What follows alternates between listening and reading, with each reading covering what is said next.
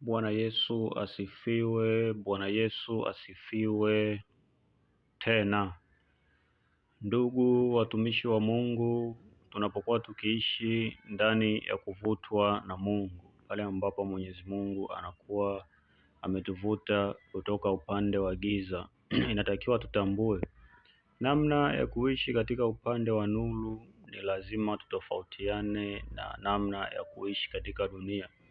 Ina maana pale ambapo tutakuwa tukiishi katika upande wa nuru, kuna mambo ambayo lazima kiuhalisia tuyapitie, nayo hayo mambo huwa ni magumu sana. Hivyo yatakuwa marahisi ni pale ambapo tutakuwa tumekubali kunyenyekea ndani ya Yesu Kristo, ambaye ndio Yesu Kristo, ambaye ndio njia ya kutupitisha tuweze kumfikia Mungu na mafanikio mengine.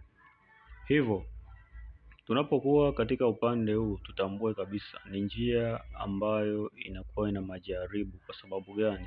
Ni njia ya mafanikio.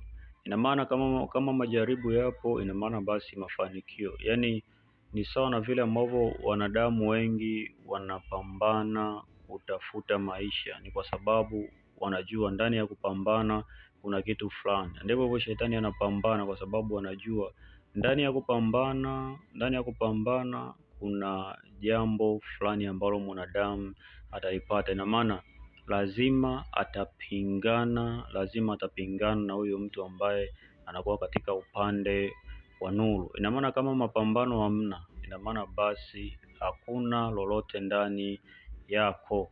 Hivyo ndani ya kuishi katika upande huu, pale ambapo unakuwa umevutwa, ujue kabisa kuna kutengwa. Utatengwa na ndugu, kuna kuitwa majina ya ajabu, utaitwa malaya, utaitwa muhuni, utaitwa mshirikina na mchawi, utaitwa majina karibu yote pale ambapo unakuwa umeingia katika upande huu.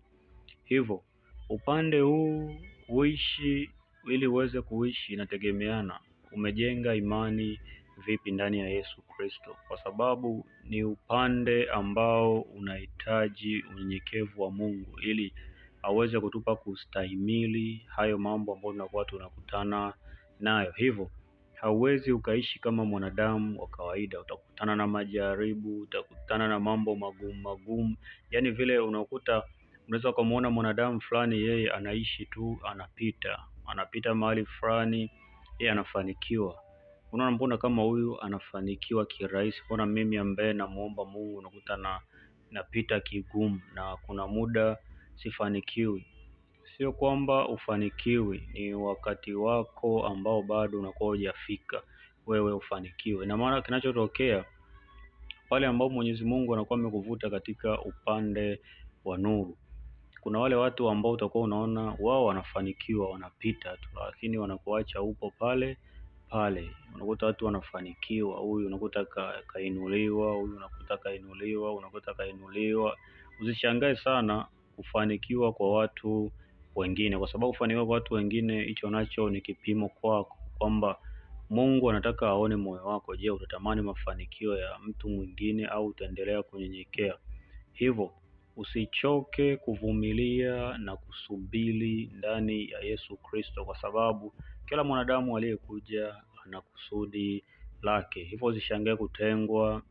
Unaweza ukatengwa na wazazi wako, unaweza ukakataliwa kabisa. Kama wazazi wako wanakuwa wanaabudu miungu, nakataliwa kabisa.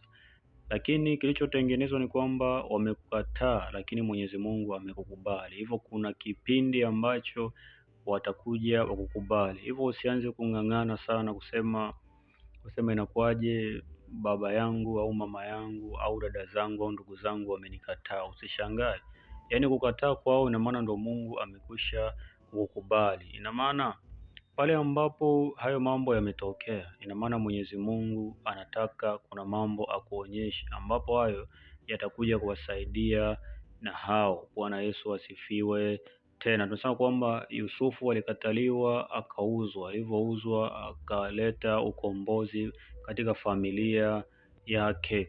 Hivyo usishangae kukataliwa, ukaanza kuwalilia watu, ukaanza kuwalilia ndugu, ukaanza kuwaambia watu hivi na hivi kwamba mimi nimekataliwa, ukaanza kuwahuzunikia watu. watu hawatokusaidia kitu chochote. Hivyo pale ambapo unakuwa umevutwa ndani ya Yesu Kristo, kitu cha kwanza takiwa uishi maisha ambayo anayataka Yesu Kristo. Jambo la kwanza, kama umefiwa wazazi, usihuzunike ndani ya Yesu Kristo, ila huzunika kwa yale matendo ambayo tayari umekwisha kuyafanya, ambayo yalimuudhi Mungu, na pia tubu katika vile vitu ambavyo wazazi walivifanya. Kwa sababu gani? Yapo mambo mengi ambayo wazazi wetu walimkosea Mungu, mengi sana, na wakurudi katika njia.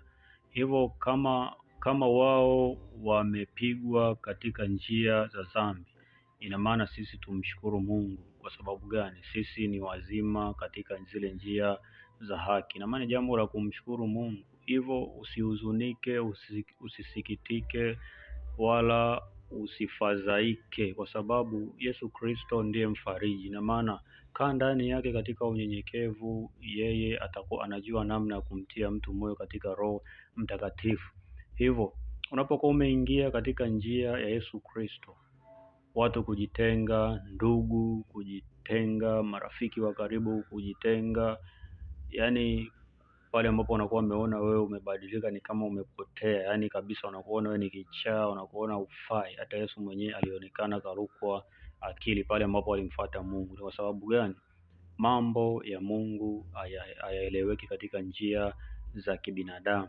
Hivyo tafakari, unavyotafakari lazima ibadilike. Tambua utakuwa unawaza mambo ya mbinguni, lakini wao wanaiwaza dunia. Kwa hiyo lazima kuna kupishana hata watu ambao utakuwa unakutana nao. Hivyo unatakiwa uwe mtulivu sana, na pia uwe msiri pale ambapo kuna mambo ambayo unakuwa labda unasemeshwa katika ndoto, katika maono, mambo ambayo unakuwa unaonyeshwa madui mbalimbali, unatakiwa uwe mtulivu. Bwana Yesu asifiwe.